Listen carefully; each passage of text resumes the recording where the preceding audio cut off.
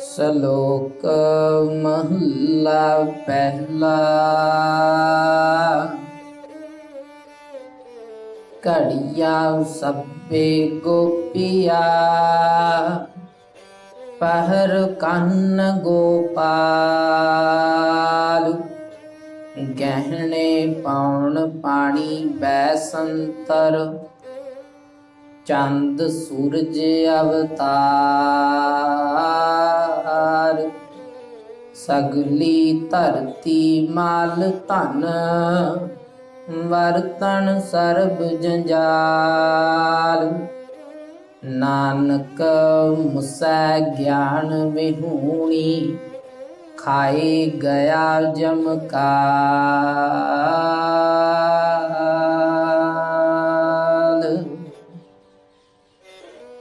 ਵਾਹਿਗੁਰੂ ਜੀ ਕਾ ਖਾਲਸਾ ਵਾਹਿਗੁਰੂ ਜੀ ਕੀ ਫਤਿਹ। ਸਤ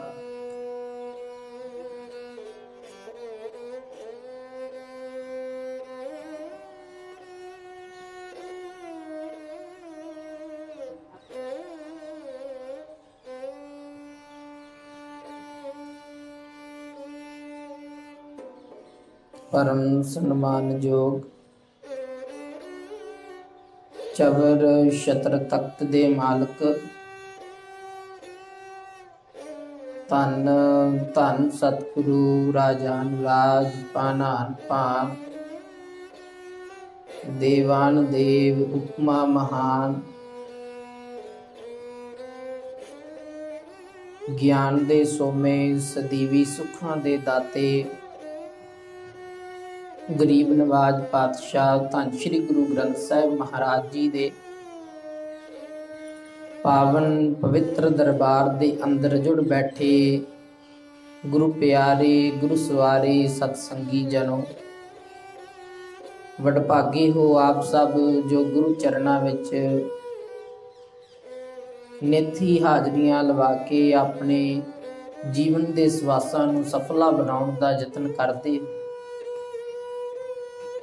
ਉੱਥੇ ਨਾਲ ਹੀ ਜਿੱਥੋਂ ਤੱਕ ਵੀ ਗੁਰੂ ਘਰ ਦੀ ਆਵਾਜ਼ ਪੁੱਜਦੀ ਹੈ, ਜਿਹੜਾ ਵੀ ਮਾਈ ਭਾਈ ਕੋਈ ਗੁਰਮੁਖ ਪਿਆਰਾ ਗੁਰੂ ਦੀ ਇਸ ਆਵਾਜ਼ ਨੂੰ, ਗੁਰੂ ਘਰ ਦੀ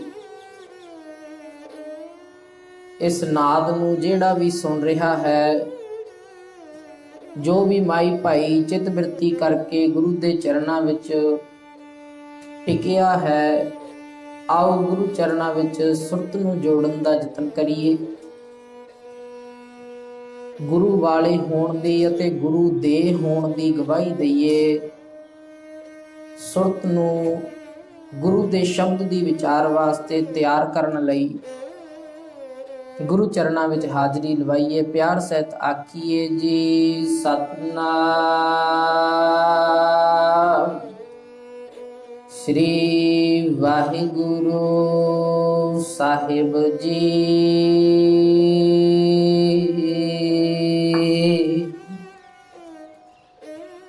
ਗੁਰੂ ਪਿਆਰਿਓ, ਧੰਨ ਸ਼੍ਰੀ ਗੁਰੂ ਨਾਨਕ ਦੇਵ ਮਹਾਰਾਜ ਪਾਤਸ਼ਾਹ ਜੀ ਦੀ ਜਿਸ ਸਮੇਂ ਭਾਈ ਗੁਰਦਾਸ ਜੀ ਕਹਿੰਦੇ ਆ ਨਾ ਕਿ ਸੰਸਾਰ ਨੇ ਜਦੋਂ ਦੁਖੀ ਹੋ ਕੇ ਪੁਕਾਰ ਕੀਤੀ ਹੈ ਤੇ ਐਸਾ ਗੁਰਮਤ ਦਾ ਗਿਆਨ ਦੇਣ ਵਾਲਾ ਅਵਤਾਰ ਜੋ ਗੁਰੂ ਦੀ ਅਸਲ ਗੱਲ ਨੂੰ, ਅਸਲ ਮੱਤ ਨੂੰ ਸਮਝਾਵੇ, ਉਹ ਸੰਸਾਰ ਤੇ ਪ੍ਰਗਟ ਹੋਇਆ। ਸੁਣੀ ਪੁਕਾਰ ਦਾਤਾਰ ਪ੍ਰਭ ਗੁਰੂ ਨਾਨਕ ਜਗ ਮਾਹਿ ਪਠਾਇਆ। ਭਾਈ ਗੁਰਦਾਸ ਦੇ ਬੜੇ ਕ੍ਰਾਂਤੀਕਾਰੀ ਬਚਨ ਨੇ ਤੇ ਉਹਨਾਂ ਬਚਨ ਕੀਤਾ ਨਾਲ ਹੀ ਕਿ ਕਲਯੁਗ ਨੂੰ ਤਾਰਨ ਵਾਸਤੇ ਜਿਹੜਾ ਅਗਿਆਨ ਦੇ ਹਨੇਰੇ ਦੇ ਅੰਦਰ ਸਾਰਾ ਸੰਸਾਰ ਲੁੱਝਦਾ ਫਿਰਦਾ ਸੀ, ਵਿਕਾਰਾਂ ਦੀ ਅੱਗ ਦੇ ਵਿੱਚ ਸੜਦਾ ਸੀ, ਜਗਤ ਜਲੰਦੇ ਨੂੰ ਠਾਰਨ ਵਾਸਤੇ ਗੁਰੂ ਨਾਨਕ ਪਾਤਸ਼ਾਹ ਜੀ ਨੇ ਜੋ ਆਪਣੇ ਜੀਵਨ ਦੇ ਸਾਰੇ ਸਮੇਂ ਦੇ ਅੰਦਰ ਜੋ ਉਦਮ ਕੀਤੇ ਆ ਸਾਡੇ ਵਾਸਤੇ, ਬਖਸ਼ਿਸ਼ ਹੈ ਪਾਤਸ਼ਾਹ ਜੀ ਦੀ ਕਿ ਅਸੀਂ ਉਹਨਾਂ ਦੇ ਫਰਜ਼ੰਦ ਕਹਾਉਣ ਵਾਲੇ ਹਾਂ। ਤੇ ਗੁਰੂ ਦਾ ਫਰਜ਼ੰਦ ਗੁਰੂ ਪਿਆਰਿਓ ਤਾਂ ਕੋਈ ਬਣ ਸਕਦਾ ਹੈ ਇਹ ਪਿਤਾ ਦਾ ਫਰਜ਼ੰਦ ਤਾਂ ਬਣ ਸਕਦਾ ਹੈ ਜੇ ਪਿਤਾ ਦੇ ਬਿੰਦ ਤੋਂ ਪੈਦਾ ਹੋਇਆ ਹੋਵੇ, ਤੇ ਉਹਨੂੰ ਕਹਿੰਦੇ ਆ ਬਿੰਦੀ ਪੁੱਤਰ। ਤੇ ਗੁਰੂ ਪਿਆਰਿਓ, ਸਾਨੂੰ ਨਾ ਕਲਗੀਧਰ ਪਾਤਸ਼ਾਹ ਜੀ ਨੇ ਜਿਸ ਸਮੇਂ ਅੰਮ੍ਰਿਤ ਦੀ ਦਾਤ ਬਖਸ਼ੀ ਨਾ, ਤੇ ਵੱਡੇ ਵੱਡੇ ਪਹਾੜੀ ਰਾਜਿਆਂ ਦੇ ਦੀਵਾਨਾਂ ਨੇ, ਕਵੀਆਂ ਨੇ, ਮਹਾਨ ਜਿਹੜੇ ਉਸ ਸਮੇਂ ਦੇ ਵਿਦਵਾਨ ਸਨ, ਉਹਨਾਂ ਨੇ ਕਲਗੀਧਰ ਪਾਤਸ਼ਾਹ ਜੀ ਨੂੰ ਸਵਾਲ ਕੀਤਾ। ਕਹਿੰਦੇ ਕਿ ਤੁਸੀਂ ਆਖਦੇ ਹੋ ਖਾਲਸਾ ਮੇਰਾ ਪੁੱਤਰ ਆ, ਤੇ ਖਾਲਸਾ ਤੁਹਾਡਾ ਪੁੱਤਰ ਕਿਵੇਂ ਹੋ ਗਿਆ? ਤੁਹਾਡੇ ਪੁੱਤਰ ਤੇ 4 ਨੇ, ਸਾਹਿਬਜ਼ਾਦਾ ਅਜੀਤ ਸਿੰਘ, ਸਾਹਿਬਜ਼ਾਦਾ ਜੁਝਾਰ ਸਿੰਘ, ਸਾਹਿਬਜ਼ਾਦਾ ਜੋਰਾਵਰ ਸਿੰਘ ਤੇ ਸਾਹਿਬਜ਼ਾਦਾ ਫਤਿਹ ਸਿੰਘ। ਕਲਗੀਧਰ ਪਾਤਸ਼ਾਹ ਉੱਥੇ ਬਚਨ ਕਰਦੇ, ਕਹਿੰਦੇ ਭਾਈ ਜਿਹੜੇ 4 ਪੁੱਤਰ ਨੇ ਇਹ ਮੇਰੇ ਬਿੰਦੀ ਪੁੱਤਰ ਆ, ਤੇ ਜਿਹੜਾ ਖਾਲਸਾ ਹੈ ਇਹ ਮੇਰਾ ਨਾਦੀ ਪੁੱਤਰ ਹੈ। ਨਾਦੀ ਤੋਂ ਭਾਵ ਨਾਦ ਦੇ ਵਿੱਚੋਂ ਪੈਦਾ ਹੋਣ ਵਾਲਾ, ਸ਼ਬਦ ਦੇ ਵਿੱਚੋਂ ਪੈਦਾ ਹੋਣ ਵਾਲਾ। ਤੇ ਅਸਲ ਜੀਵਨ ਉਸ ਬੰਦੇ ਦਾ ਤਾਂ ਗਿਣਿਆ ਜਾਂਦਾ ਜਿੱਥੋਂ ਅਸੀਂ ਪੈਦਾ ਹੋਏ, ਜੇ ਉਸ ਮੁੱਢ ਦੇ ਨਾਲ ਜੁੜੇ ਰਹੀਏ। ਜੇ ਪੱਤਾ ਟਾਹਣੀ ਦੇ ਪੈਦਾ ਹੋਇਆ, ਤੇ ਜਦੋਂ ਤੱਕ ਉਹ ਟਾਹਣੀ ਦੇ ਨਾਲ ਜੁੜਿਆ ਰਵੇ, ਉਦੋਂ ਤੱਕ ਪੱਤਾ ਗੁਰੂ ਪਿਆਰਿਓ ਹਰਿਆ ਰਹਿੰਦਾ ਆ। ਜੀਵਨ ਦੇ ਵਿੱਚ ਸਾਡੇ ਮਹੱਤਵ ਕੀ ਹੈ, ਮਹੱਤਵ ਕੀ ਹੈ ਗੁਰੂ ਦੇ ਸ਼ਬਦ ਦਾ, ਇਹ ਆਪਾਂ ਸਮਝਣ ਦਾ ਪਹਿਲਾ ਯਤਨ ਕਰ ਰਹੇ ਹਾਂ। ਕਿਉਂਕਿ ਸ਼ਬਦ ਦੀ ਵਿਚਾਰ ਨੂੰ ਸਮਝਣਾ, ਉਹਦੇ ਵਾਸਤੇ ਜੀਵਨ ਨੂੰ ਇੱਕ ਪੱਧਰ ਤੱਕ ਲਿਜਾਣਾ ਪਵੇਗਾ। ਜੀਵਨ ਨੂੰ ਇੱਕ ਕਹਿ ਲਈਏ ਕਿ ਪਹਿਲਾਂ ਤਿਆਰੀ ਕਰਨੀ ਪਵੇਗੀ, ਇੱਕ ਜੁਗਤ ਦੇ ਅਨੁਸਾਰ ਚੱਲਣਾ ਪਵੇਗਾ, ਸਟੈਪ ਬਾਈ ਸਟੈਪ। ਗੁਰਦੇਵ ਜੀ ਨੇ ਉੱਥੇ ਆਖਿਆ ਕਿ ਭਾਈ ਖਾਲਸਾ ਮੇਰਾ ਨਾਦੀ ਪੁੱਤਰ ਆ, ਨਾਦ ਦੇ ਵਿੱਚੋਂ ਪੈਦਾ ਹੋਇਆ। ਕੇਵਲ ਉੱਪਰ ਸਰੀਰ ਤੇ ਬਾਣਾ ਧਾਰਨ ਕਰਨ ਦੇ ਨਾਲ ਜਾਂ ਕਕਾਰ ਧਾਰਨ ਕਰਨ ਦੇ ਨਾਲ ਖਾਲਸਾ ਕਲਗੀਧਰ ਪਾਤਸ਼ਾਹ ਦਾ ਪੁੱਤਰ ਨਹੀਂ ਬਣ ਜਾਵੇਗਾ, ਜਾਂ ਕੋਈ ਵੀ ਸੰਸਾਰ ਦਾ ਪੁਰਖ ਖਾਲਸਾ ਨਹੀਂ ਬਣ ਜਾਵੇਗਾ। ਇਹੋ ਵਿਚਾਰ ਆਰੰਭਤਾ ਤੋਂ ਚੱਲੀ ਆਉਂਦੀ ਆ ਧੰਨ ਸ਼੍ਰੀ ਗੁਰੂ ਨਾਨਕ ਦੇਵ ਪਾਤਸ਼ਾਹ ਜੀ ਤੋਂ। ਜਿਸ ਸਮੇਂ ਸਿੱਧਾ ਨੇ ਪ੍ਰਸ਼ਨ ਕੀਤਾ ਨਾ ਕਿ ਕਵਨ ਆਰੰਭ ਕਵਨ ਮਤ ਵੇਲਾ, ਤੇਰਾ ਕਵਨ ਗੁਰੂ ਜਿਸ ਕਾ ਤੂੰ ਚੇਲਾ। ਗੁਰੂ ਨਾਨਕ ਪਾਤਸ਼ਾਹ ਜੀ ਨੂੰ ਪੁੱਛਦੇ, ਸਿੱਧ ਗੋਸ਼ਟ ਵਿੱਚ ਬਚਨ ਦਰਜ ਹੈ। ਤੇ ਉਥੇ ਗੁਰੂ ਨਾਨਕ ਪਾਤਸ਼ਾਹ ਜੀ ਨੇ ਵੀ ਇਹੋ ਹੀ ਬਚਨ ਕੀਤਾ, ਕਹਿੰਦੇ ਪਵਨ ਆਰੰਭ ਸਤਿਗੁਰ ਮਤ ਵੇਲਾ, ਸ਼ਬਦ ਗੁਰੂ ਸੁਰਤ ਧੁਨ ਚੇਲਾ। ਕਹਿੰਦੇ ਕੋਈ ਵੀ ਸਰੀਰ ਕਰਕੇ ਨਾ ਤੇ ਸੰਸਾਰ ਤੇ ਗੁਰੂ ਬਣ ਸਕਦਾ ਆ ਸਦੀਵੀ ਰਹਿਣ ਵਾਲਾ, ਤੇ ਨਾ ਹੀ ਕੋਈ ਸਿੱਖ ਸਰੀਰ ਕਰਕੇ ਬਣ ਸਕਦਾ ਹੈ ਸਦੀਵੀ ਰਹਿਣ ਵਾਲਾ। ਸੁਰਤ ਜੋੜੀਏ ਤੇ ਸੁਰਤ ਸਦੀਵੀ ਰਹਿਣ ਵਾਲੀ। ਸੁਰਤ ਦੇ ਵਿੱਚ ਜੋ ਵੀ ਭਰ ਗਿਆ ਉਹਨੂੰ ਕਿਹਾ ਜਾਂਦਾ ਹਰੀ ਦਾ ਧਨ ਖੱਟ ਲਿਆ, ਹਰ ਧਨ ਸੰਚੀ ਹੈ ਭਾਈ। ਇਸੇ ਨੂੰ ਕਹਿੰਦੇ ਜਦੋਂ ਗੁਰੂ ਦਾ ਉਪਦੇਸ਼ ਸੁਣ ਕੇ ਤੇ ਹਰੀ ਦਾ ਧਨ ਸੰਚ ਲਿਆ, ਖੱਟ ਲਿਆ, ਇਕੱਠਾ ਕਰ ਲਿਆ।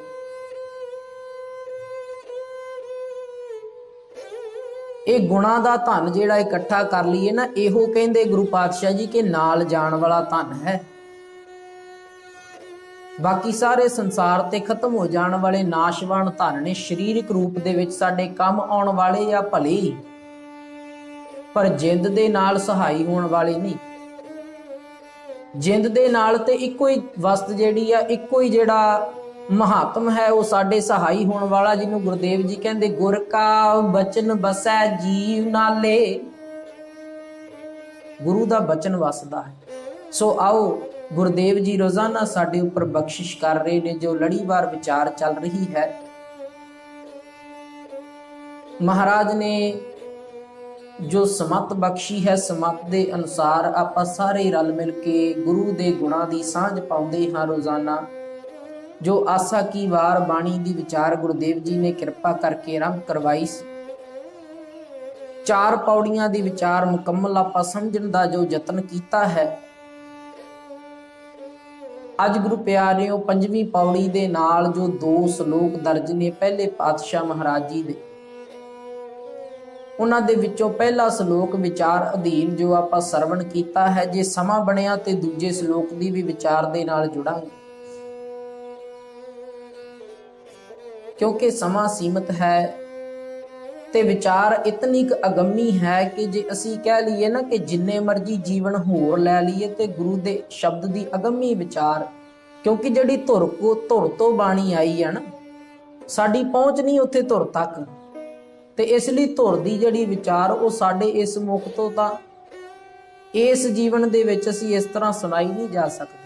ਜੇ ਗੁਰੂ ਕਿਰਪਾ ਕਰੇ ਤੇ ਬਖਸ਼ਿਸ਼ ਹੋ ਸਕਦੀ, ਉਹ ਇੱਕ ਵੱਖਰਾ ਵਿਸ਼ਾ ਹੈ, ਉਹ ਇੱਕ ਵੱਖਰੀ ਗੱਲ ਹੈ। ਜੇ ਗੁਰੂ ਕਿਰਪਾ ਕਰ ਦੇਵੇ ਤੇ ਅਸੀਂ ਕੋਈ ਕਾਰਜ ਇਸ ਤਰ੍ਹਾਂ ਦਾ ਕਰਨ ਦੇ ਸੰਭਵ ਹੋ ਸਕੀਏ, ਇਸ ਤਰ੍ਹਾਂ ਦਾ ਕਾਰਜ ਕੋਈ ਕਰਨ ਦੇ ਬਰਾਬਰ ਹੋ ਸਕੀਏ ਕਿ ਕੋਈ ਕਾਰਜ ਸਾਡੇ ਪਾਸੋਂ ਹੋ ਜਾਵੇ।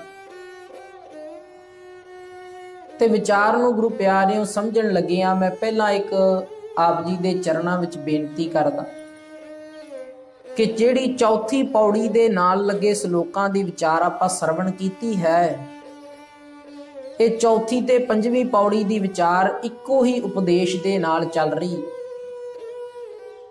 ਉਹ ਉਪਦੇਸ਼ ਜਿਹੜਾ ਉਹ ਚੌਥੀ ਪੌੜੀ ਤੋਂ ਪਹਿਲਾਂ ਆਏ ਜਿਹੜੇ ਸ਼ਲੋਕ ਦੇ ਵਿੱਚ ਗੁਰਦੇਵ ਜੀ ਨੇ ਬਚਨ ਕੀਤਾ ਸੀ, ਗਿਆਨ ਨਾ ਗੱਲੀ ਢੂੰਡੀਐ ਕਥਨਾ ਕਰੜਾ ਸਾਰ, ਕਰਮ ਮਿਲੈ ਤਾ ਪਾਈਐ ਹੋਰ ਹਿਕਮਤ ਹੁਕਮ ਖੁਆਰ।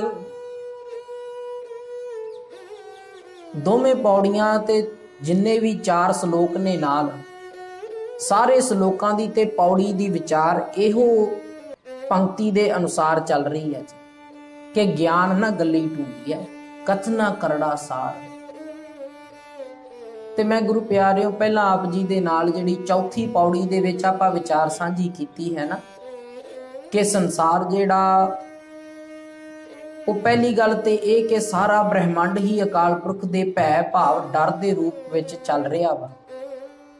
ਇੱਥੇ ਭੈ ਤੋਂ ਭਾਵ ਹੁਕਮ, ਉਹਦਾ ਕਹਿਣਾ, ਉਹਦਾ ਕਾਨੂੰਨ, ਉਹਦਾ ਨਿਯਮ, ਉਹਦੇ ਬੰਧਨ ਦੇ ਵਿੱਚ ਸਾਰਾ ਸੰਸਾਰ ਚੱਲ ਰਿਹਾ, ਉਹਦੇ ਕਹੇ ਦੇ ਅਨੁਸਾਰ ਚੱਲ ਰਿਹਾ, ਅਕਾਲ ਪੁਰਖ ਦੇ ਹੁਕਮ ਦੇ ਅੰਦਰ। ਫਿਰ ਗੁਰਦੇਵ ਜੀ ਕਹਿੰਦੇ ਜੇ ਉਹਦੇ ਹੁਕਮ ਨੂੰ ਸਮਝਣਾ ਹੈ, ਭਾਵ ਜੀਵਨ ਨੂੰ ਸਮਝਣਾ ਹੈ, ਤੇ ਉਹਦੇ ਵਾਸਤੇ ਸੰਸਾਰ ਦੇ ਅੰਦਰ ਹੋਰ ਕਿਸੇ ਵੀ ਕਾਰਜ ਦੇ ਨਾਲ ਜਿਹੜੀ ਉਹ ਹੁਕਮ ਨੂੰ ਬੁੱਝਿਆ ਨਹੀਂ ਜਾ ਸਕਦਾ। ਕਿਉਂਕਿ ਜੀਵਨ ਦਾ ਅਸਲ ਕਾਰਜ ਇਹੋ ਜੇ ਜਪਜੀ ਸਾਹਿਬ ਦੇ ਵਿੱਚ ਪਾਤਸ਼ਾਹ ਬਚਨ ਕਰਦੇ ਆ, ਕਹਿੰਦੇ ਜੀਵਨ ਦਾ ਅਸਲ ਕਾਰਜ ਇਹ ਹੈ, ਕਿਵ ਸਚਿਆਰਾ ਹੋਈਐ ਕਿਵ ਕੂੜੈ ਟੁੱਟੈ ਪਾਲ, ਹੁਕਮ ਰਜ਼ਾਈ ਚੱਲਣਾ ਨਾਨਕ ਲਿਖਿਆ ਨਾਲ। ਸਚਿਆਰ ਹੋਣ ਵਾਸਤੇ ਹੁਕਮ ਦੇ ਵਿੱਚ ਚੱਲਣਾ ਪਵੇਗਾ, ਭੈ ਦੇ ਵਿੱਚ ਡਰ ਦੇ ਵਿੱਚ ਚੱਲਣਾ ਪਵੇਗਾ, ਤੇ ਉਹਨੂੰ ਸਮਝਣ ਵਾਸਤੇ ਸੰਸਾਰ ਜਿਹੜਾ ਅਨੇਕਾਂ ਤਰ੍ਹਾਂ ਦੇ ਯਤਨ ਕਰ ਰਿਹਾ, ਉਹਨੂੰ ਸਮਝਣਾ ਭਾਵ ਧਾਰਮਿਕ ਹੋਣਾ, ਧਰਮ ਦੀ ਪ੍ਰਾਪਤੀ ਕਰਨੀ, ਅਕਾਲ ਪੁਰਖ ਦੀ ਪ੍ਰਾਪਤੀ ਕਰਨੀ। ਇਹ ਜਿੰਨੇ ਵੀ ਸਾਡੇ ਸਾਰੇ ਧਾਰਮਿਕ ਜਗਤ ਦੇ ਕਾਰਜ ਨੇ ਨਾ, ਇੱਕੋ ਥਾਂ ਤੇ ਜਿਹੜੀ ਮੰਜ਼ਿਲ ਜਿਹੜੀ ਉਹ ਇੱਕੋ ਹੀ ਪੁੱਜਦੀ ਆ ਕਿ ਸਾਨੂੰ ਅਕਾਲ ਪੁਰਖ ਦੀ ਪ੍ਰਾਪਤੀ ਹੋ ਜਾਵੇ, ਉਸ ਨੂੰ ਜਾਣ ਲਈਏ ਕਿ ਕੋਈ ਬ੍ਰਹਮ ਕੌਣ ਹੈ, ਅਕਾਲ ਪੁਰਖ ਕੌਣ ਹੈ, ਇਸ ਗੱਲ ਨੂੰ ਜਾਣ ਲਈ ਸਾਰੇ ਕਾਰਜ ਇਸ ਵਾਸਤੇ ਕੀਤੇ ਜਾਂਦੇ ਨੇ। ਤੇ ਇਸ ਲਈ ਗੁਰਦੇਵ ਜੀ ਨੇ ਅਗਲੇ ਸ਼ਲੋਕ ਵਿੱਚ ਬਚਨ ਕੀਤਾ ਸੀ, ਕਹਿੰਦੇ ਕਿ ਲੋਕ ਜਿਹੜੇ ਆ ਨਾ ਉਹ ਆ ਕਾਰਜ ਕਰ ਰਹੇ, ਕੇਤੀਆਂ ਕੰਨ ਕਹਾਣੀਆਂ ਕੇਤੇ ਵੇਦ ਵਿਚਾਰ, ਕੇਤੇ ਨੱਚੇ ਮੰਗਤੇ ਗਿੜਮੁੜ ਪੂਰੇ ਤਾਲ, ਬਾਜ਼ਾਰੀ ਬਾਜ਼ਾਰ में ਆਏ ਕੱਢੇ ਬਾਜ਼ਾਰ, ਗਾਵੇ ਰਾਜੇ ਰਾਣੀਆਂ ਬੋਲੇ ਆਲ ਪਤਾਲ, ਲਖ ਟਕਿਆ ਕੇ ਮੁੰਦੜੇ ਲਖ ਟਕਿਆ ਕੇ ਹਾਰ, ਜਿਤ ਤਨ ਪਾਈਏ ਨਾਨਕਾ ਸੇ ਤਨ ਹੋਵੇ ਸ਼ਾਰ। ਫਿਰ ਅਖੀਰ ਤੇ ਬਚਨ ਕਰਦੇ, ਗਿਆਨ ਨਾ ਗੱਲੀ ਢੂੰਡੀਐ ਕਥਨਾ ਕਰੜਾ ਸਾਰ। ਹੁਣ ਗੱਲ ਨੂੰ ਸਮਝਣ ਦਾ ਯਤਨ ਕਰਨਾ ਗੁਰੂ ਪਿਆਰਿਓ। ਉੱਥੇ ਨਾਚ ਦੀ ਗੱਲ ਕੀਤੀ ਆ, ਕਹਿੰਦੇ ਕੇਤੇ ਨੱਚੇ ਮੰਗਤੇ ਗਿੜਮੁੜ ਪੂਰੇ ਤਾਲ। ਸੰਸਾਰ ਦੇ ਵਿੱਚ ਜਿਹੜਾ ਆਪਣੇ ਇਧਰ ਦਾ ਭਾਰਤ ਦਾ ਧਾਰਮਿਕ ਜਗਤ ਹੈ, ਜਿਸ ਨੂੰ ਸਨਾਤਨ ਮਤ ਕਿਹਾ ਜਾਂਦਾ। ਸਨਾਤਨ ਸ਼ਬਦ ਤੋਂ ਅਰਥ ਹੈ ਪੁਰਾਤਨ, ਭਾਵ ਸਭ ਤੋਂ ਪਹਿਲਾਂ, ਜਿਹੜਾ ਸਭ ਤੋਂ ਪੁਰਾਤਨ ਪੈਦਾ ਹੋਇਆ ਹੋਵੇ, ਪੁਰਾਣਾ ਚੱਲਿਆ ਆਉਂਦਾ ਹੋਵੇ, ਉਹਨੂੰ ਕਿਹਾ ਜਾਂਦਾ ਸਨਾਤਨ। ਜਿਹੜੇ ਆਪਣੇ ਇਧਰ ਦੇ ਭਾਰਤ ਦੇ ਸਨਾਤਨੀ ਧਰਮ ਹਨ, ਉਹਨਾਂ ਧਰਮਾਂ ਦੇ ਅੰਦਰ ਜਿਹੜੀ ਹੈ ਉਹ ਆਪਣੇ ਅਵਤਾਰਾਂ ਦੀ ਜਿਹੜੀ ਉਹ ਰਾਸ ਲੀਲਾ ਕਰਕੇ ਲੋਕਾਂ ਨੂੰ ਦਿਖਾਈ ਜਾਂਦੀ। ਅੱਜ ਦੇ ਸਮੇਂ ਵਿੱਚ ਵੀ ਆਪਾਂ ਵੇਖਦੇ, ਸਾਲ ਵਿੱਚ ਕਿਤੇ 1-2 ਵਾਰ ਜਿਹੜੇ ਮੇਲੇ ਲੱਗਦੇ ਨੇ, ਉਹਨਾਂ ਮੇਲਿਆਂ ਦੇ ਅੰਦਰ ਇਸ ਰਾਸ ਲੀਲਾ ਜਾਂ ਰਾਮ ਲੀਲਾ ਜਾਂ ਕ੍ਰਿਸ਼ਨ ਲੀਲਾ ਕਹਿ ਕੇ ਅਸੀਂ ਇਸ ਗੱਲ ਨੂੰ ਵੇਖਦੇ ਹਾਂ। ਜਿਹੜੇ ਨਾਟਕ ਖੇਡੇ ਜਾਂਦੇ ਨੇ ਉਹਨਾਂ ਨੂੰ ਅਵਤਾਰਾਂ ਦਾ ਰੂਪ ਬਣਾ ਕੇ, ਅਵਤਾਰਾਂ ਦੇ ਪਰਿਵਾਰਾਂ ਦੇ ਰੂਪ ਬਣਾ ਕੇ, ਤੇ ਜੋ ਜੋ ਉਹਨਾਂ ਦੇ ਜੀਵਨ ਦੇ ਕੌਤਕ ਸਨ, ਉਹਨਾਂ ਦੇ ਜੀਵਨ ਦੇ ਕਾਰਜ ਸੀ, ਉਹਨਾਂ ਦੇ ਰੂਪ ਬਣਾ ਕੇ ਉਹ ਨਾਟਕ ਖੇਡ ਕੇ ਲੋਕਾਂ ਨੂੰ ਦਿਖਾਏ ਜਾਂਦੇ ਸੀ। ਤੇ ਗੁਰੂ ਪਿਆਰਿਓ, ਪਾਤਸ਼ਾਹ ਜੀ ਕਹਿੰਦੇ ਕਿ ਭਾਈ ਅੱਜ ਦੇ ਸਮੇਂ ਦਾ ਹਾਲ ਵੇਖੋ, ਜਿਹੜੇ ਲੋਕਾਂ ਨੂੰ ਅਸੀਂ ਉਹ ਨਾਟਕ ਖੇਡਣ ਵਾਸਤੇ ਬੁਲਾ ਰਹੇ ਹਾਂ, ਉਹ ਕਾਰਜ ਕੀ ਕਹਿੰਦੇ? ਰੋਟੀਆਂ ਕਾਰਨ ਪੂਰੇ ਤਾਲ। ਭਾਵੇਂ ਹੈ ਸ਼ਲੋਕ ਅਗਲੇ ਬਚਨ ਦਾ, ਕਿਉਂਕਿ ਦੋਵੇਂ ਜਿਹੜੀਆਂ ਪੌੜੀਆਂ ਇਹ ਨਾਲ ਜੁੜਦੀਆਂ ਨੇ। ਦੋਵੇਂ ਪੌੜੀਆਂ ਦੇ ਅੰਦਰ ਇੱਕੋ ਹੀ ਵਿਚਾਰ ਗੁਰਦੇਵ ਜੀ ਦੇ ਰਹੇ। ਮੈਂ ਪਹਿਲਾਂ ਬੇਨਤੀ ਕੀਤੀ ਆ, ਪਾਤਸ਼ਾਹ ਜੀ ਕਹਿੰਦੇ ਨਾਚ ਕਰਕੇ ਕਿਸੇ ਵੀ ਤਰ੍ਹਾਂ ਦੇ ਸੰਸਾਰਕ ਜਾਂ ਬ੍ਰਹਮੀ ਗਿਆਨ ਦੀ ਪ੍ਰਾਪਤੀ ਨਹੀਂ ਹੋ ਸਕਦੀ। ਨਾਚ ਕਰਕੇ ਕੇਵਲ ਅਸੀਂ ਆਪਣਾ ਇੱਕ ਤੇ ਸਮਾਂ ਵਿਅਰਥ ਗਵਾ ਰਹੇ ਹਾਂ। ਦੂਜਾ ਕਹਿੰਦੇ ਕਈ ਤਰ੍ਹਾਂ ਦੇ ਗਹਿਣੇ ਪਾ ਕੇ ਰਾਜੇ ਰਾਣੀਆਂ ਕਈ ਤਰ੍ਹਾਂ ਦੇ ਬਚਨ ਬੋਲ ਕੇ ਇੱਕ ਦੂਜੇ ਨੂੰ ਉਹ ਲੋਕਾਂ ਨੂੰ ਦਿਖਾਉਂਦੇ ਸੀ ਕਿ ਭਾਈ ਇਸ ਤਰ੍ਹਾਂ ਸਾਡੇ ਪੈਗੰਬਰ ਦੇ ਨਾਲ, ਇਸ ਤਰ੍ਹਾਂ ਸਾਡੇ ਅਵਤਾਰ ਦੇ ਨਾਲ, ਰਾਮ ਦੇ ਨਾਲ ਜਾਂ ਕ੍ਰਿਸ਼ਨ ਦੇ ਨਾਲ ਹੋਇਆ। ਤੇ ਉਹ ਸਾਰੇ ਕਾਰਜ ਕਰਕੇ ਗੁਰਦੇਵ ਜੀ ਕਹਿੰਦੇ ਜਿਤ ਤਨ ਪਾਈਏ ਨਾਨਕਾ ਸੇ ਤਨ ਹੋਵੇ ਸ਼ਾਰ। ਆਖਰ ਤਨ ਨੇ ਤੇ ਖਤਮ ਹੋ ਜਾਣਾ। ਤਨ ਦੇ ਨਾਲ ਉਹਨਾਂ ਦਾ ਸਰੂਪ ਦਿਖਾਵੇ ਮਾਤਰ ਦਿਖਾਉਣ ਦਾ ਕਾਰਜ ਨਹੀਂ ਸੀ ਕਿ ਉੱਥੇ ਉਹਨਾਂ ਚਿਰ ਉਹਨਾਂ ਦਾ ਜੀਵਨ ਬਣਾ ਕੇ ਅਸੀਂ ਨਾਟਕ ਕੀਤਾ ਤੇ ਉਹਨਾਂ ਦੇ ਜੀਵਨ ਤੋਂ ਕੋਈ ਸਿੱਖਿਆ ਨਹੀਂ ਲਈ। ਅਸਲ ਤੇ ਕਾਰਜ ਇਹ ਸੀ, ਪਾਤਸ਼ਾਹ ਜੀ ਕਹਿੰਦੇ ਗਿਆਨ ਨਾਲ ਗੱਲੀ ਢੂੰਡੀ ਹੈ ਕਿ ਭਾਈ ਉਹਨਾਂ ਦੇ ਜੀਵਨ ਦੇ ਵਿੱਚੋਂ ਕੋਈ ਸਿੱਖਿਆ ਲੈਣੀ ਸੀ, ਜਿਹੜੀ ਜੀਵਨ ਆਪਣੇ ਦੇ ਵਿੱਚ ਵਸਾਉਣੀ ਸੀ। ਆਪਣਾ ਜੀਵਨ ਆਪਣੇ ਧਰਮ ਦੇ ਅਨੁਸਾਰ ਕਰਨਾ ਸੀ। ਪਰ ਕੇਵਲ ਅਸੀਂ ਕੁਝ ਕੁ ਸਮੇਂ ਵਾਸਤੇ ਜਾਂ ਇੱਕ ਹਫ਼ਤੇ ਵਾਸਤੇ ਜਾਂ 10 ਦਿਨਾਂ ਵਾਸਤੇ ਉਹਨਾਂ ਦੇ ਜੀਵਨ ਦਾ ਆਪਣੇ ਜੀਵਨ ਦੇ ਨਾਲ ਜੋੜ ਕੇ ਨਾਟਕ ਦਿਖਾਉਣਾ ਸ਼ੁਰੂ ਕਰ ਦਿੱਤਾ। ਉਹਦੇ ਨਾਲ ਅਸਲ ਪ੍ਰਾਪਤੀ ਨਹੀਂ ਹੋਈ। ਫਿਰ ਪੌੜੀ ਵਿੱਚ ਬਚਨ ਕਰਦੇ ਕਹਿੰਦੇ ਹੁਣ ਪ੍ਰਾਪਤੀ ਹੋਵੇ ਕਿਵੇਂ? ਕਹਿੰਦੇ ਨਦਰ ਕਰੇ ਜੇ ਆਪਣੀ ਤਾਂ ਨਦਰੀ ਸਤਿਗੁਰ ਪਾਇਆ। ਭਾਵ ਪੂਰੇ ਸਤਿਗੁਰੂ ਦੀ ਪ੍ਰਾਪਤੀ ਦੇ ਨਾਲ ਹੀ ਅਸਲ ਗਿਆਨ ਦੀ ਪ੍ਰਾਪਤੀ ਹੋਣੀ ਆ ਜੀਵਨ ਦੇ ਅੰਦਰ, ਜਿਸ ਦੇ ਨਾਲ ਇਸ ਸੰਸਾਰ ਰੂਪੀ ਭਵਸਾਗਰ ਤੋਂ ਤਰਿਆ ਜਾ ਸਕਦਾ ਹੈ। ਹੁਣ ਕੇਵਲ ਇਹ ਕਾਰਜ ਕਰਨ ਦੇ ਨਾਲ ਨਹੀਂ ਕਿ ਜਿਹੜੇ ਇਸ ਭਵਸਾਗਰ ਤੇ ਅਵਤਾਰ ਆਏ, ਅਵਤਾਰੀ ਪੁਰਖ ਆਏ ਸਮੇਂ ਦੇ ਅਨੁਸਾਰ, ਸਮੇਂ ਦੇ ਨਾਲ, ਕਿਉਂਕਿ ਭੱਟ ਸਾਹਿਬਾਨ ਨੇ ਬਚਨ ਕੀਤਾ ਨਾ, ਇੱਥੇ ਕਿਸੇ ਵੀ ਪੈਗੰਬਰ ਵਾਸਤੇ ਕੋਈ ਅਪਸ਼ਬਦ, ਕੋਈ ਮੰਦਾ ਸ਼ਬਦ ਨਹੀਂ ਵਰਤਿਆ।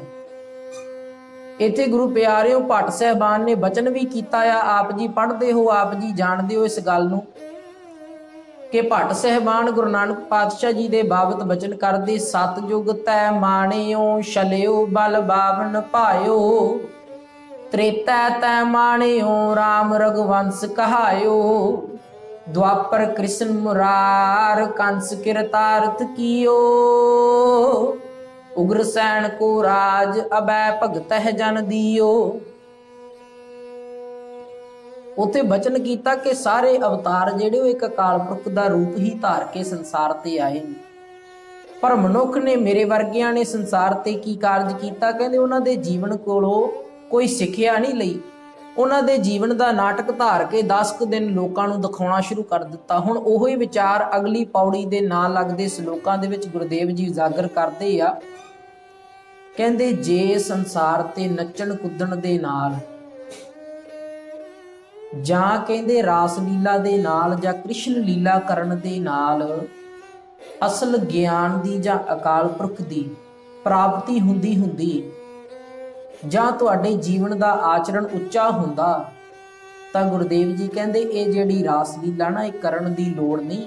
ਅਕਾਲ ਪੁਰਖ ਨੇ ਆਪ ਇਹ ਸਾਰੀ ਬਖਸ਼ਿਸ਼ ਕੀਤੀ। ਸਾਰਾ ਸੰਸਾਰ ਦੇਖੋ ਉਹਦੀ ਰਾਸ ਲੀਲਾ ਦੇ ਰੂਪ ਵਿੱਚ ਹੀ ਵਰਤ ਰਿਹਾ। ਭਾਵ ਕਰੋ ਨਾ, ਦੇਖੋ ਰਾਸ ਲੀਲਾ ਪਹਿਲਾਂ ਹੀ ਹੋ ਰਹੀ ਹੈ।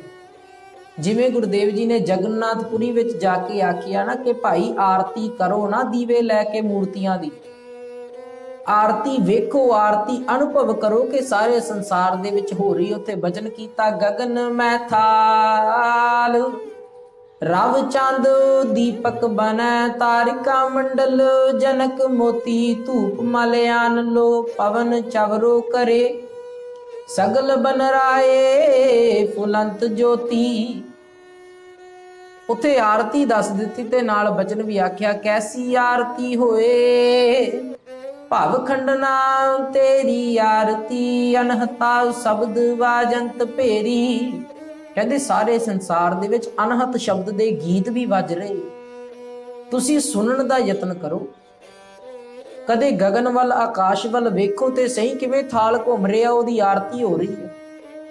कहते बिल्कुल इसे तरह जेड़ी रास लीला तुसी हरेक साल 9-10 दिन राम नवमी वाले दिन जां कृष्ण दे जन्म दिन ते करदे हो ना, कहते वो रास लीला संसार दे विच हो रही है। तुसी वेखो ध्यान दे नाल। घड़ियां सब्बे गोपियां पहर कन गोपाल गहने पाउण पानी बैसंतर चंद सूरज अवतार। कहते वेखो ये जड़ियां घड़ियां ने, घड़ियां गुरु प्यारिओ समय की एक इकाई आ। कहते ने कि एक दिन दे विच 24 घंटिया दे विच 60 घड़ियां होंदियां ते 60 घड़ियां दे अनुसार 24 मिनटां दी जिहड़ी वो एक घड़ी बनदी आ। कहंदे घड़ियां सभे गोपियां जिहड़ियां कृष्ण दियां गोपियां ने ना, वो वृंदावन दियां ते मथुरा दियां गुजराणियां ने, भाव गोपियां ने।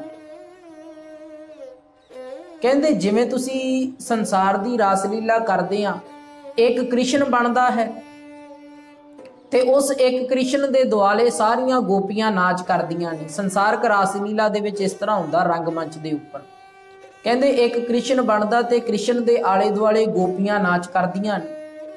कहंदे बिल्कुल इसे तरह पहर कन गोपाल, कहंदे 3 घंटियां दा पहर हुंदा एक दिन दे विच 24 घंटियां दे अंदर 8 पहर हुंदे ने। 24 नूं 8 दे नाल तकसीम कर दईए ते 3 घंटे दा जिहड़ा एक पहर बनदा है। कहते 3 घंटिया का जिहड़ा पैर है ना, वो अकाल पुरख ने कन भाव कृष्ण के रूप में बनाया है। हुण वो 3 घंटिया के पैर के अंदर 24-24 मिनटां दियां जिहड़ियां घड़ियां ने, वो पैर के आले दुआले घूमदियां ने। भाव ये नाच हो रहा, तुसीं वेखो ते सही, समा नाच कर रहा है।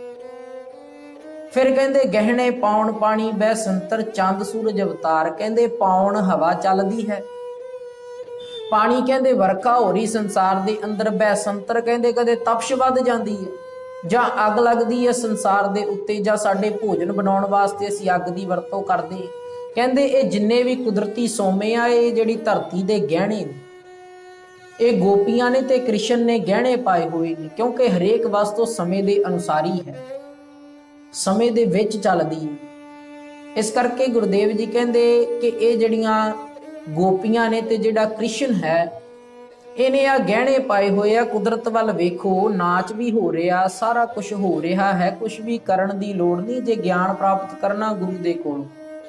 फिर कहते चंद सूरज अवतार, ये चंद ते ये सूरज अवतार ने। सूरज जिहड़ा जी वो राम दा अवतार है, क्योंकि राम जिहड़ा वो सूर्यवंशी राजा मन्निया जाता। ते चंद जिहड़ा वो रात दे समय भाव हनेरे दे समय काली रात दे विच आउंदा है, इस करके इस नूं कृष्ण दा प्रतीक मन्निया। कहंदे जिवें तुसीं कृष्ण ते राम दी रास लीला, राम लीला, कृष्ण लीला करदे हो ना, बिल्कुल इसे तरह चंद ते सूरज जिहड़े वो अकाल पुरख दे अवतार ने। अवतार दा काम हुंदा जी चानण देना, ज्ञान दा चानण देना भुल्ली होई लुकाई नूं, दुनिया नूं। ते रात दे समय चन्न आके जिहड़ा वो चानण दिंदा है। कई भुल्ले होए राहगीर जिहड़े वो अपने राह ते पुजदे ने चन्न दी चानणी दे विच, ते दिने जिहड़ा वो सूरज चानण दिंदा है। इस करके पातशाह जी कहंदे भाई ना ते उन्हां अवतारां नूं वेखो तुसीं, ते ना ही उन्हां अवतारां दी रास लीला वल ध्यान दिओ, ते उन्हां अवतारां दी रास लीला नूं तुसीं 10-10 दिन करदे हो ते प्राप्ति की हुंदी? कुछ भी नहीं, रोटियां कारण पूरे थाल। जेड़े बंदे गोपियां बनदियां ने, जेड़े कृष्ण बनदे आ, जेड़े अवतार बनदे आ, ਕਹਿੰਦੇ ਉਹ ਸਾਰੇ ਜਿਹੜੇ ਆ ਉਹ ਕਿਰਾਏ ਤੇ ਲਿਆਂਦੇ ਜਾਂਦੇ ਨੇ, 3-3 400 ਦਿਹਾੜੀ ਤੇ ਲਿਆਏ ਜਾਂਦੇ ਆ। ਕਾਹਦੇ ਵਾਸਤੇ? ਪ੍ਰਸ਼ਾਦੇ ਵਾਸਤੇ, ਕਿ ਉਹਨਾਂ ਦਾ ਅੰਨ ਪਾਣੀ, ਉਹਨਾਂ ਦੇ ਘਰ ਦਾ ਗੁਜ਼ਾਰਾ ਚੱਲਦਾ ਰਹੇ। ਇਸ ਕਰਕੇ ਰੋਟੀਆਂ ਕਾਰਨ ਪੂਰੇ ਤਾਲ। ਫਿਰ ਗੁਰਦੇਵ ਜੀ ਕਹਿੰਦੇ ਸਗਲੀ ਧਰਤੀ ਮਾਲ ਧਨ ਵਰਤਨ ਸਰਬ ਜੰਜਾਲ। ਸਾਰੀ ਧਰਤੀ ਦੇ ਜਿੰਨੇ ਵੀ ਮਾਲ ਧਨ ਪਦਾਰਥ ਹਨ, ਭਾਵੇਂ ਅਕਾਲ ਪੁਰਖ ਨੇ ਇਹ ਦਿੱਤੇ ਨੇ, ਪਰ ਸੰਸਾਰ ਤੇ ਗੁਰੂ ਪਿਆਰਿਓ ਗੁਰਦੇਵ ਜੀ ਕਹਿੰਦੇ ਪੁਰਖਾਂ ਵਾਸਤੇ, ਮਨੁੱਖਾਂ ਵਾਸਤੇ ਇਹਨਾਂ ਨੂੰ ਵਰਤਣਾ ਅੱਜ ਦੇ ਸਮੇਂ ਦੇ ਅੰਦਰ ਇੱਕ ਜੰਜਾਲ ਬਣ ਗਿਆ। ਜੰਜਾਲ ਕਹਿੰਦੇ ਜਾਲ ਬਣ ਗਿਆ, ਬੰਧਨ ਬਣ ਗਿਆ ਹੈ, ਕਿਉਂਕਿ ਸੰਸਾਰ ਦੇ ਲੋਕਾਂ ਨੇ, ਮਨੁੱਖਾਂ ਨੇ ਇਹਨਾਂ ਨੂੰ ਵਰਤਨ ਦੀ ਥਾਂ ਤੇ ਇਹਨਾਂ ਨੂੰ ਇਕੱਠਾ ਕਰਨਾ ਸ਼ੁਰੂ ਕਰ ਦਿੱਤਾ। ਇਸ ਲਈ ਗੁਰਦੇਵ ਜੀ ਕਹਿੰਦੇ ਨਾਨਕ ਮੁਸੈ ਗਿਆਨ ਵਿਹੂਣੀ ਖਾਏ ਗਿਆ ਜਮਕਾਲ। ਹੁਣ ਗਿਆਨ ਤੋਂ ਵਿਹੂਣੇ ਹੋਣ ਕਰਕੇ ਲੋਕਾਂ ਨੇ ਇਹ ਜਿਹੜੀ ਕੁਦਰਤੀ ਸੋਮੇ ਪਦਾਰਥ ਨੇ ਇਹਨਾਂ ਨੂੰ ਇਕੱਠਾ ਕਰਨਾ ਸ਼ੁਰੂ ਕਰ ਦਿੱਤਾ। ਜੇ ਗਿਆਨ ਹੁੰਦਾ ਕਿ ਭਾਈ ਇਸ ਸੰਸਾਰ ਤੋਂ ਚਲੇ ਜਾਣਾ, ਇੱਥੇ ਸਦੀਵੀ ਨਹੀਂ ਰਹਿਣਾ, ਗੁਰਦੇਵ ਜੀ ਗਿਆਨ ਦਿੰਦੇ ਨਾ, ਜੋ ਆਇਆ ਸੋ ਚੱਲਸੀ ਸਭ ਕੋਈ ਆਈ ਵਾਰੀ ਹੈ, ਜੋ ਉਪਜਿਓ ਸੋ ਬਿਨਸ ਹੈ ਪਰੋ ਆਜ ਕੈ ਕਾਲ। ਜੈਸੇ ਜਲ ਤੇ ਬੁੱਧ ਬੁੱਧਾ ਉਪਜੈ ਬਿਨਸੈ ਨੀਤ, ਜਗ ਰਚਨਾ ਤੈਸੇ ਰਚੀ ਕਹੋ ਨਾਨਕ ਸੁਣ ਮੀਤ। ਇਸ ਤਰ੍ਹਾਂ ਦਾ ਸੰਸਾਰ ਰਚਿਆ ਕਿ ਇੱਥੇ ਸਦਾ ਨਹੀਂ ਰਹਿਣਾ। ਜੇ ਇਹ ਗਿਆਨ ਹੁੰਦਾ ਤੇ ਫਿਰ ਲੋਕ ਪਦਾਰਥਾਂ ਨੂੰ ਇਕੱਠਾ ਨਾ ਕਰਦੇ, ਇਹਨਾਂ ਦੇ ਜੰਜਾਲਾਂ ਵਿੱਚ ਨਾ ਪੈਂਦੇ। ਇਸ ਲਈ ਪਾਤਸ਼ਾਹ ਜੀ ਬਚਨ ਕਰਦੇ ਅਖੀਰਲੀ ਪੰਕਤੀ ਵਿੱਚ ਕਹਿੰਦੇ ਨਾਨਕ ਮੁਸੈ ਗਿਆਨ ਵਿਹੂਣੀ ਖਾਏ ਗਿਆ ਜਮਕਾਲ। ਜਮਕਾਲ ਜਿਹੜਾ ਉਹ ਇਸ ਨੂੰ ਖਾ ਗਿਆ, ਭਾਵ ਇਹਦਾ ਸਾਰਾ ਜੀਵਨ ਵਿਅਰਥ ਚਲਾ ਗਿਆ। ਮੁਸੈ ਤੋਂ ਭਾਵ ਠੱਗਿਆ ਗਿਆ ਹੈ ਸੰਸਾਰ ਦੇ ਅੰਦਰ। ਸੰਸਾਰ ਤੋਂ ਲੈ ਕੇ ਵੀ ਕੁਛ ਨਹੀਂ ਗਿਆ, ਤੇ ਜਿਹੜੀ ਸੰਸਾਰਾਂ ਦੀ ਵਾਹਿਗੁਰੂ ਸਵਾਸਾਂ ਦੀ ਪੂੰਜੀ ਲਿਆਇਆ ਸੀ ਉਹ ਵੀ ਸੰਸਾਰ ਤੇ ਵਰਤ ਕੇ ਖਰਚ ਕਰਕੇ ਚਲਾ ਗਿਆ।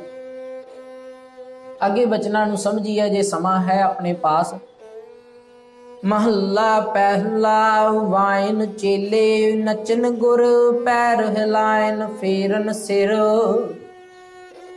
ਕਹਿੰਦੇ ਹੁਣ ਜਿਹੜੀ ਸੰਸਾਰ ਦੇ ਵਿੱਚ ਰਾਸ ਲੀਲਾ ਹੋ ਰਹੀ ਨਾ, ਵੇਖਿਓ ਧਿਆਨ ਦੇ ਨਾਲ, ਦਰਸ਼ਨ ਕਰਿਓ ਉਸ ਰਾਸ ਲੀਲਾ ਦੇ, ਵੇਖਿਓ ਗੁਰੂ ਜੀ ਦੇ ਬਚਨਾਂ ਦੇ ਅਨੁਸਾਰ, ਬਚਨਾਂ ਨੂੰ ਸਮਝ ਕੇ ਨਾਲ ਨਾਲ ਚੱਲਦੇ ਰਹੋ ਤੇ ਉਸ ਨੂੰ ਵੇਖਣ ਦਾ ਯਤਨ ਕਰਿਓ ਕਿ ਜਿਹੜੀ ਸੰਸਾਰ ਵਿੱਚ ਰਾਸ ਲੀਲਾ ਹੋ ਰਹੀ ਉਹਦਾ ਸਰੂਪ ਕੀ ਆ। ਕਹਿੰਦੇ ਵਾਇਨ ਚੇਲੇ ਨੱਚਨ ਗੁਰ, ਜਿਹੜੇ ਉਹ ਅਵਤਾਰ ਬਣੇ ਨੇ ਗੁਰੂ ਦੇ ਰੂਪ ਦੇ ਵਿੱਚ, ਕਿਉਂਕਿ ਜਿਹੜੇ ਚੇਲੇ ਵਜਾ ਰਹੇ ਨੇ ਸਾਜ਼, ਉਹਨਾਂ ਦਾ ਗੁਰੂ ਹੈ ਰਾਮ ਜੀ, ਉਹਨਾਂ ਦਾ ਗੁਰੂ ਹੈ ਕ੍ਰਿਸ਼ਨ ਅਵਤਾਰ, ਤੇ ਉਹ ਜਿਹੜੇ ਗੁਰੂ ਬਣੇ ਨੇ ਸਰੂਪ ਦੇ ਵਿੱਚ, ਅਵਤਾਰ ਬਣੇ, ਉਹ ਨੱਚ ਰਹੇ ਆ ਤੇ ਚੇਲੇ ਸਾਜ਼ ਵਜਾ ਰਹੇ। ਨਾਚ ਕੈਸਾ ਹੋ ਰਿਹਾ? ਉਹ ਨੱਚਦੇ ਨੇ। ਨੱਚਣ ਵਾਲਾ ਸਾਰਾ ਜਿਹੜਾ ਇਹ ਨਾਟਕ ਹੈ ਰਾਸ ਲੀਲਾ ਰਾਮ ਲੀਲਾ ਦਾ। ਕਹਿੰਦੇ ਪੈਰ ਹਿਲਾਇਨ ਫੇਰਨ ਸਿਰ। ਹੁਣ ਨਾਚ ਦੇ ਜਿਹੜੇ ਦੋ ਕੰਮ ਨੇ ਨਾਚ ਦੇ ਵਿੱਚ ਹੁੰਦੇ ਆ ਕਿ ਪੈਰ ਹਿਲਾਏ ਜਾਂਦੇ ਨੇ। ਪੈਰ ਇੱਕ ਥਾਂ ਤੋਂ ਦੂਜੀ ਥਾਂ ਤੇ ਬਾਰ-ਬਾਰ ਰੱਖਿਆ ਜਾਂਦਾ, ਬਾਰ-ਬਾਰ ਚੁੱਕਿਆ ਜਾਂਦਾ ਆ, ਤੇ ਸਿਰ ਫੇਰਿਆ ਜਾਂਦਾ, ਭਾਵ ਸਿਰ ਹਿਲਾਇਆ ਜਾਂਦਾ ਹੈ। ਕਈ ਤਰ੍ਹਾਂ ਦੇ ਤਰੀਕਿਆਂ ਦੇ ਨਾਲ ਜਿਹੜਾ ਸਿਰ ਨੂੰ ਹਿਲਾਇਆ ਜਾਂਦਾ ਹੈ। ਕਹਿੰਦੇ ਇਹ ਸਾਰਾ ਕਾਰਜ ਹੋ ਰਿਹਾ। ਚੇਲੇ ਸਾਜ਼ ਵਜਾ ਰਹੇ ਨੇ, ਗੁਰੂ ਨੱਚ ਰਹੇ ਨੇ, ਪੈਰ ਹਿਲਾਉਂਦੇ ਨੇ ਕਈ ਤਰ੍ਹਾਂ ਦੇ ਨਾਲ ਤੇ ਸਿਰ ਫੇਰਦੇ ਨੇ। ਉੱਡ ਉੱਡ ਰਾਵਾ ਝਾਟਾ ਪਾਏ, ਵੇਖਿਆ ਲੋਕ ਹੱਸੈ ਘਰ ਜਾਏ। ਕਹਿੰਦੇ ਉੱਡ ਉੱਡ ਕੇ ਰਾਵਾ ਜਿਹੜਾ ਥੱਲੇ ਮਿੱਟੀ ਹੈ, ਖੇ ਹੈ, ਕਿਉਂਕਿ ਅੱਜ ਦੇ ਸਮੇਂ ਵਿੱਚ ਤੇ ਸਾਡੇ ਕੋਲ ਵੱਖਰੀਆਂ ਕਈ ਤਰ੍ਹਾਂ ਦੀਆਂ ਸਟੇਜਾਂ ਬਣ ਜਾਂਦੀਆਂ ਆ। ਉਸ ਸਮੇਂ ਜਿਹੜਾ ਨਾ ਕੱਚੀ ਮਿੱਟੀ ਤੇ ਜ਼ਮੀਨ ਦੇ ਉੱਪਰ ਕੀਤਾ ਜਾਂਦਾ ਸੀ ਇਹ ਰਾਸ ਲੀਲਾ ਦਾ ਸਾਰਾ ਪ੍ਰੋਗਰਾਮ। ਤੇ ਇਹਦੇ ਅੰਦਰ ਇਹ ਹੁੰਦਾ ਸੀ ਕਿ ਉਹ ਮਿੱਟੀ ਜਿਹੜੀ ਨੱਚਣ ਵਾਲਿਆਂ ਦੇ ਪੈਰਾਂ ਦੇ ਨਾਲ ਉੱਡ ਕੇ ਤੇ ਉੱਥੇ ਖੇ ਬਣ ਕੇ ਤੇ ਉਹ ਸਿਰ ਦੇ ਵਿੱਚ ਪੈਂਦੀ ਸੀ ਤੇ ਸਿਰੋਂ ਨੰਗੇ ਹੁੰਦੇ ਸੀ ਸਾਰੇ। ਕਹਿੰਦੇ ਉੱਡ ਉੱਡ ਰਾਵਾ ਝਾਟਾ ਪਾਏ, ਵੇਖਿਆ ਲੋਕ ਹੱਸੈ ਘਰ ਜਾਏ। ਫਿਰ ਲੋਕ ਜਿਹੜੇ ਇਹਨਾਂ ਨੂੰ ਵੇਖ ਕੇ, ਕੋਈ ਸਰੂਪ ਨਖਾ ਵੱਲ ਵੇਖ ਕੇ, ਕੋਈ ਰਾਮ ਵੱਲ ਵੇਖ ਕੇ ਲੋਕ ਹੱਸਦੇ ਸਨ ਕਿ ਹੁਣ ਆਹ ਕਾਰਜ ਹੋ ਗਿਆ, ਹੁਣ ਆਹ ਕਾਰਜ ਹੋਵੇਗਾ। ਹੱਸ ਹੱਸ ਕੇ ਤੇ ਆਪਣਾ ਮਨੋਰੰਜਨ ਕਰਕੇ ਘਰਾਂ ਨੂੰ ਚਲੇ ਜਾਂਦੇ। ਭਾਵ ਗਿਆਨ ਦੀ ਕੋਈ ਗੱਲ ਨਹੀਂ ਉੱਥੇ ਵਰਤ ਰਹੀ। ਉੱਥੇ ਨਾ ਕਿਸੇ ਗੱਲ ਦਾ ਕੋਈ ਗਿਆਨ ਦਿੱਤਾ ਜਾ ਰਿਹਾ, ਨਾ ਜੀਵਨ ਮੁਕਤ ਦੀ ਗੱਲ ਸਮਝਾਈ ਜਾ ਰਹੀ, ਨਾ ਅਸਲ ਗੁਰੂ ਦਾ ਗਿਆਨ ਮਿਲ ਰਿਹਾ ਵਾ, ਨਾ ਜੀਵਨ ਨੂੰ ਬਤੀਤ ਕਰਨ ਦਾ ਚੰਗਾ ਆਚਰਣ ਮਿਲ ਰਿਹਾ। ਕੇਵਲ ਇੱਕ ਨਾਟਕ, ਇੱਕ ਪਖੰਡ ਰਚਿਆ ਜਾ ਰਿਹਾ। ਕਹਿੰਦੇ ਰੋਟੀਆਂ ਕਾਰਨ ਪੂਰੇ ਤਾਲ, ਆਪ ਪਛਾੜੇ ਧਰਤੀ ਨਾਲ। ਰੋਟੀਆਂ ਦੇ ਕਰਕੇ ਇਹ ਤਾਲ ਪੂਰੇ ਜਾ ਰਹੇ ਆ ਸਾਰੇ। ਕਾਹਦੇ ਵਾਸਤੇ? ਉਹ ਜਿਹੜੇ ਲੋਕ ਕਰਤੱਵ ਕਰਕੇ ਦਿਖਾ ਰਹੇ ਨੇ, ਉਹ ਇਸ ਕਰਕੇ ਕਰ ਰਹੇ ਨੇ ਕਿ ਉਹਨਾਂ ਨੂੰ ਪ੍ਰਸ਼ਾਦੇ ਵਾਸਤੇ, ਉਹਨਾਂ ਦਾ ਜੀਵਨ ਬਸਰ ਕਰਨ ਵਾਸਤੇ ਉਹਨਾਂ ਦਾ ਆਹਰ ਹੋ ਜਾਵੇਗਾ, ਉਹਨਾਂ ਦੇ ਪ੍ਰਸ਼ਾਦੇ ਵਾਸਤੇ ਉਹਨਾਂ ਦੇ ਕੋਲ ਮਾਇਆ ਇਕੱਠੀ ਹੋ ਜਾਵੇਗੀ। ਇਸ ਵਾਸਤੇ ਉਹ ਸਾਰੇ ਕਾਰਜ ਕਰ ਰਹੇ। ਰੋਟੀਆਂ ਕਾਰਨ ਪੂਰੇ ਤਾਲ, ਆਪ ਪਛਾੜੇ ਧਰਤੀ ਨਾਲ। ਇੱਥੋਂ ਤੱਕ ਕਿ ਆਪਣਾ ਆਪ ਵੀ ਧਰਤੀ ਦੇ ਨਾਲ ਪਛਾੜਦੇ, ਭਾਵ ਲੰਮੇ ਪੈ ਜਾਂਦੇ ਨੇ ਧਰਤੀ ਦੇ ਉੱਪਰ। ਇਹ ਰਾਸ ਲੀਲਾ ਕਰਦੇ ਆ ਕਈ ਤਰ੍ਹਾਂ, ਕਈ ਵਾਰੀ ਧਰਤੀ ਤੇ ਲੰਮੇ ਪੈਂਦੇ ਨੇ। ਕਈ ਵਾਰੀ ਜਿਹੜਾ ਅਸੀਂ ਵੇਖਦੇ ਆ ਨਾ, ਉਹ ਕਈ ਵਾਰ ਬਾਣ ਲੱਗਦਾ ਹੈ ਸੀਨੇ ਦੇ ਅੰਦਰ ਤੇ ਮਰਨ ਦਾ ਜਿਹੜਾ ਨਾਟਕ ਕੀਤਾ ਜਾਂਦਾ, ਉਹ ਆਪਣੇ ਆਪ ਨੂੰ ਧਰਤੀ ਦੇ ਉੱਤੇ ਸੁੱਟ ਲਿਆ ਜਾਂਦਾ। ਉਹ ਦੱਸਦੇ ਪਏ ਇੱਥੇ ਪਾਤਸ਼ਾਹ ਜੀ, ਕਹਿੰਦੇ ਆਪ ਪਛਾੜੈ ਧਰਤੀ ਨਾਲ। ਗਾਵਨ ਗੋਪੀਆਂ ਗਾਵਨ ਕਾਨ, ਗਾਵਨ ਸੀਤਾ ਰਾਜੇ ਰਾਮ। ਕਹਿੰਦੇ ਗੋਪੀਆਂ ਵੀ ਗਾ ਰਹੀਆਂ ਨੇ ਉੱਥੇ, ਜਿਹੜੀਆਂ ਬਣੀਆਂ ਨੇ ਭੇਖੀ, ਤੇ ਗਾਵਨ ਕਾਣ, ਤੇ ਕਾਣ ਕ੍ਰਿਸ਼ਨ ਵੀ ਉੱਥੇ ਗਾ ਰਹੇ ਆ। ਭਾਵ ਕਈ ਤਰ੍ਹਾਂ ਦੇ ਬਚਨ ਬੋਲੇ ਜਾਂਦੇ ਇੱਕ ਦੂਜੇ ਨੂੰ, ਤੇ ਕਈ ਤਰ੍ਹਾਂ ਦੇ ਗੀਤ ਵੀ ਗਾਏ ਜਾਂਦੇ ਆ। ਗਾਵਨ ਸੀਤਾ ਰਾਜੇ ਰਾਮ। ਫਿਰ ਜਿਹੜੀ ਸੀਤਾ ਬਣੀ ਹੈ ਉੱਥੇ, ਉਹ ਵੀ ਗਾਉਂਦੀ ਆ, ਉਹ ਵੀ ਇਹਦਾ ਹਿੱਸਾ ਹੈ ਸਾਰੀ ਰਾਸ ਲੀਲਾ, ਰਾਮ ਲੀਲਾ ਦਾ। ਤੇ ਰਾਜਾ ਰਾਮ ਜਿਹੜਾ ਹੈ, ਉਹ ਵੀ ਉਸ ਜਿਹੜੀ ਰਾਸ ਲੀਲਾ ਦਾ ਹਿੱਸਾ ਹੈ, ਜਿਹੜਾ ਬਣਿਆ ਹੈ, ਅਸਲ ਵਿੱਚ ਅਵਤਾਰ ਨਹੀਂ। ਹੁਣ ਗੁਰੂ ਪਿਆਰਿਓ, ਅਸਲ ਜਿਹੜਾ ਜੀਵਨ ਦਾ ਕਾਰਜ ਹੈ ਨਾ, ਗੁਰਦੇਵ ਜੀ ਦੇ ਸਮਝਾਉਣ ਦਾ ਤਰੀਕਾ ਹਰੇਕ ਥਾਂ ਤੇ ਇਹੋ ਹੀ ਆ ਕਿ ਪਹਿਲਾਂ ਸਾਰੇ ਧਰਮਾਂ ਦੀ ਜਾਂ ਜਿਹੜੀ ਵੀ ਗੱਲ ਹੋਰ ਕੋਈ ਗੁਰੂ ਪਾਤਸ਼ਾਹ ਜੀ ਨੇ ਕਰਨੀ ਕਿਸੇ ਧਰਮ ਦੀ, ਕਿਸੇ ਅਨਮਤ ਦੀ, ਉਹ ਦੱਸ ਕੇ ਤੇ ਫਿਰ ਗੁਰੂ ਦੀ ਮੱਤ ਦੱਸਦੇ ਆ ਕਿ ਭਾਈ ਅਸਲ ਮੱਤ ਆ ਜੇ, ਇਹਦੇ ਨਾਲ ਜੁੜਿਆ ਕਰੋ ਜੀਵਨ ਦੇ ਅੰਦਰ। ਹੁਣ ਪਾਤਸ਼ਾਹ ਜੀ ਇੱਥੋਂ ਸ਼ੁਰੂ ਕਰਦੇ, ਕਹਿੰਦੇ ਨਿਰਭਉ ਨਿਰੰਕਾਰ ਸਚ ਨਾਮ ਜਾਕਾ ਕੀਆ ਸਗਲ ਜਹਾਨ।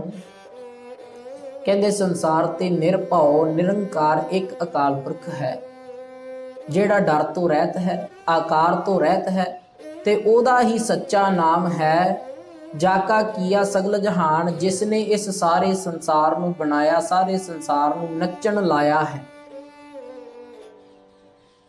ਤੇ ਇਸ ਨੱਚ ਰਹੇ ਸੰਸਾਰ ਦੇ ਅੰਦਰ ਤੁਸੀਂ ਆਪਣਾ ਵੱਖਰਾ ਨਾਚ ਨਾ ਸ਼ੁਰੂ ਕਰੋ, ਸਗੋਂ ਇਸ ਰਚ ਰਹੇ ਸੰਸਾਰ ਦੇ ਨਾਚ ਨੂੰ ਮਾਣੋ, ਉਹਦੇ ਹੁਕਮ ਦੇ ਅੰਦਰ ਜੀਵਨ ਬਤੀਤ ਕਰੋ। ਕਹਿੰਦੇ ਸੇਵਕ ਸੇਵਹਿ ਕਰਮ ਚੜਾਓ, ਭਿੰਨੀ ਰਹਿਣ ਜਿਨਾ ਮਨ ਚਾਓ। ਸਿੱਖੀ ਸਿੱਖਿਆ ਗੁਰ ਵਿਚਾਰ, ਨਦਰੀ ਕਰਮ ਲੰਘਾਏ ਪਾਰ। ਇੱਥੇ ਗੁਰਦੇਵ ਜੀ ਦੱਸਦੇ, ਕਹਿੰਦੇ ਸੇਵਕ ਸੇਵਹਿ, ਸੇਵਕ ਉਹ ਹੁੰਦਾ ਜਿਹੜਾ ਆਪਣੇ ਗੁਰੂ ਨੂੰ ਸੇਵੇ, ਭਾਵ ਸੇਵਨਾ ਕਰੇ, ਕਰਮ ਚੜਾਓ ਉਹਦੀ ਬਖਸ਼ਿਸ਼ ਦੇ ਨਾਲ।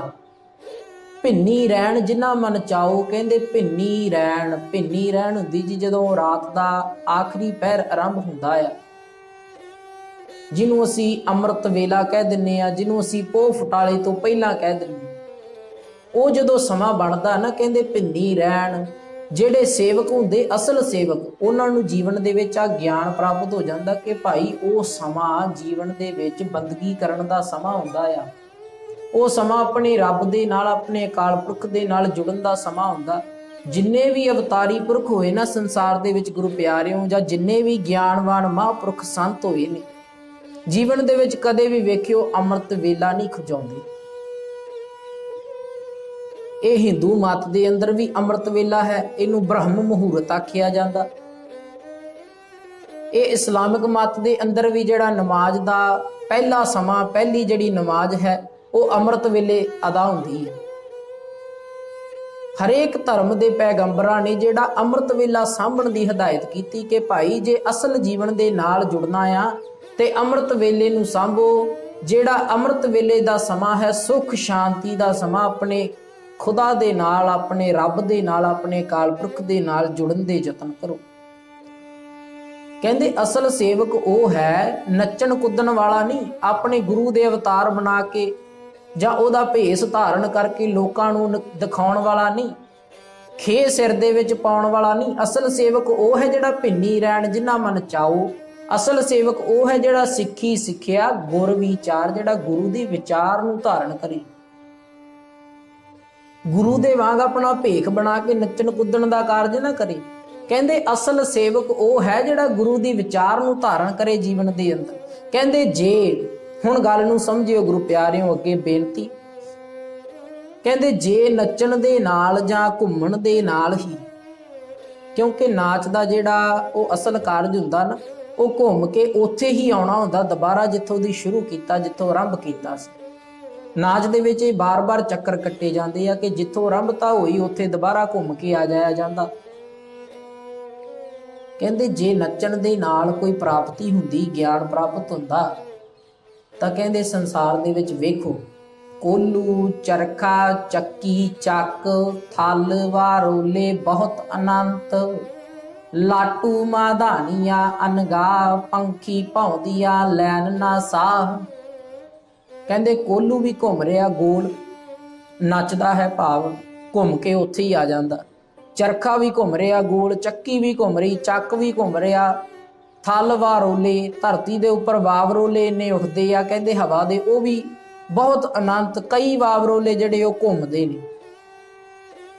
ਕਹਿੰਦੇ ਲਾਟੂ ਵੀ ਘੁੰਮਦਾ ਹੈ, ਬੱਚੇ ਖੇਡਦੇ ਪੁਰਾਣੇ ਸਮਿਆਂ ਵਿੱਚ ਲਾਟੂ ਹੁੰਦੇ ਸਨ।